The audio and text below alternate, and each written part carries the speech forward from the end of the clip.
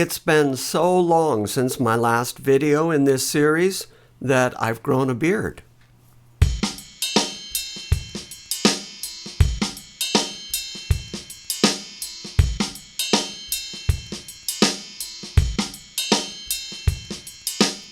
I'm still talking about the practice of preaching. Just kind of tidbits of information, advice, and hopefully a bit of insight for people who are curious about the practice of preaching, because it is a rather odd thing to do, and also to help out young folks who are starting in the ministry and kind of wondering what all this is about.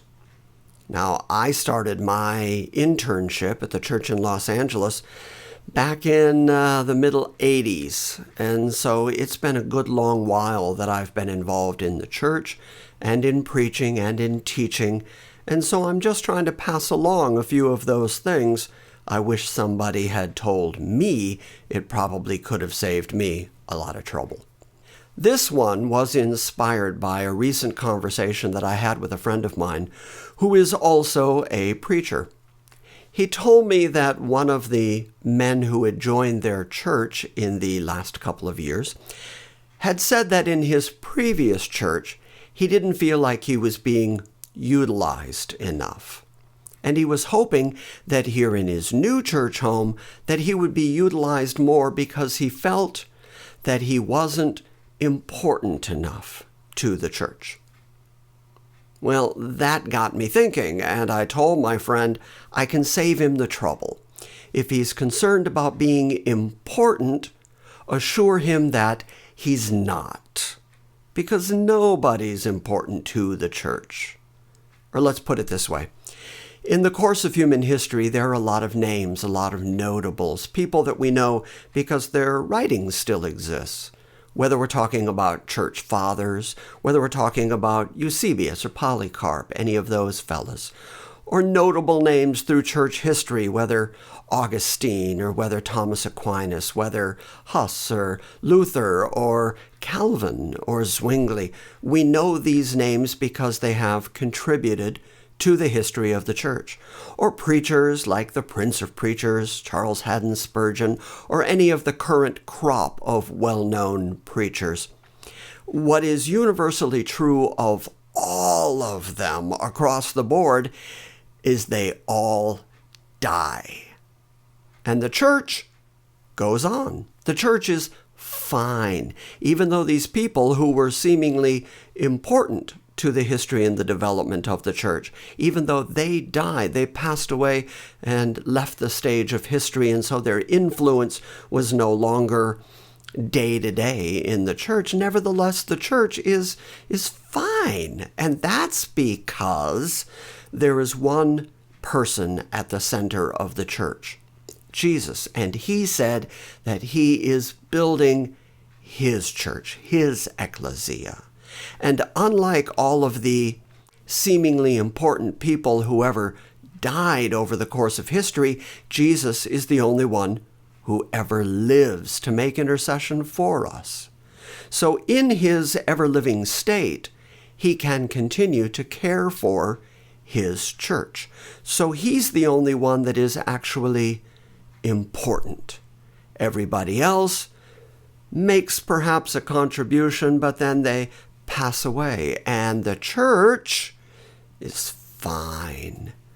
So, knowing that pride goes before a fall, and understanding that the sin that is most often referred to in the Bible is the sin of pride, and knowing that Christianity is supposed to engender humility.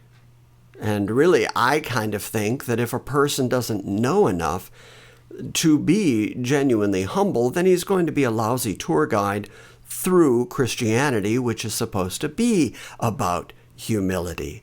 The same way that I can't take you on a tour of Hawaii because I've never been to Hawaii.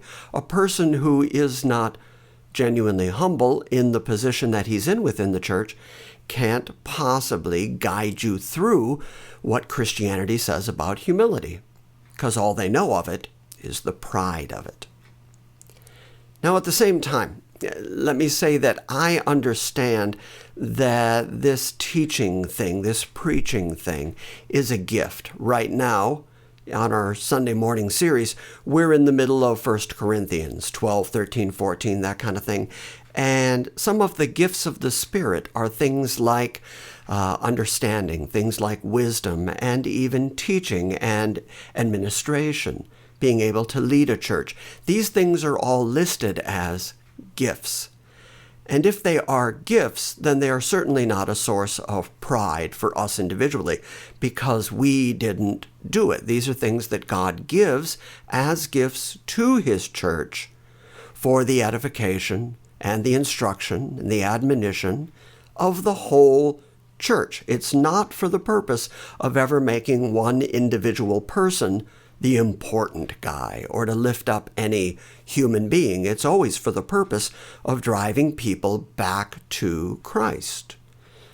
And so if it's a gift, and if we understand that it's a gift, then we know that when we're gone, whatever gift we might have had that was beneficial to the church, that same gift God can very easily pass on to another person, and His church will continue, because it is, after all, His church. Despite the fact that there are churches that bear the names of men, and there are ministries that bear the names of particular individuals, and despite the fact that a lot of people have used Christianity over the centuries to raise themselves up and make themselves important, what is really necessary to understand, to be an effective teacher, to be an effective pastor, to be any help to the body, what's important to remember is this isn't your church, you're not important, and the only person that is important within the church is Jesus Christ.